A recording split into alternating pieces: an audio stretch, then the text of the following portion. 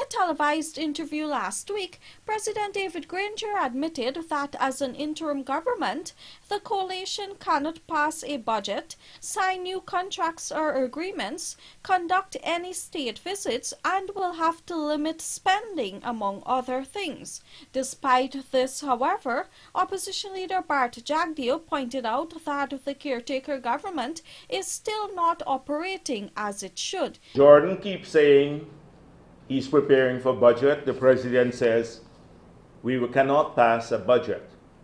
So that means at the end of the year, we will not have a budget.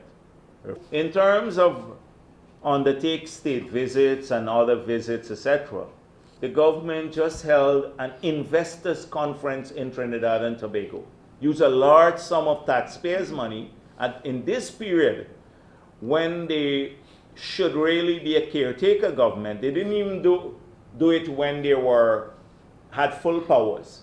Suddenly decided to do that, go to Trinidad and Tobago, have an investors meeting. But what can they promise to investors now? Nothing, because they can't sign agreements. Furthermore, the opposition leader noted that the coalition is still spending taxpayers' monies on what he says are politically motivated ministerial outreaches.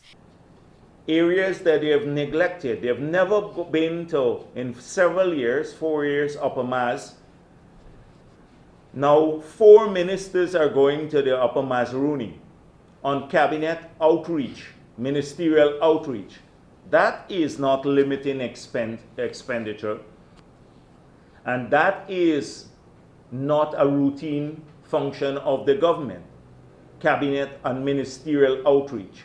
Routine functions of the government means ensuring that the light is on, the water keeps flowing, that people get paid, the public servants, etc. Not with ministerial involvement, but at the technical level. So they continue to use taxpayers' money in this manner, although the president claims that they should limit expenditure. To this end, Jagdeo posited that the monies spent by the caretaker coalition ministers will have to be repaid if the PPP gets into office. Any minister who goes on these activities that are not consistent with routine functioning of the government or makes any expenditure, and the technical officers who approve these expenditures will have to repay the money, because we're going to take legal action against any minister and all of the technical officers who approve these expenses.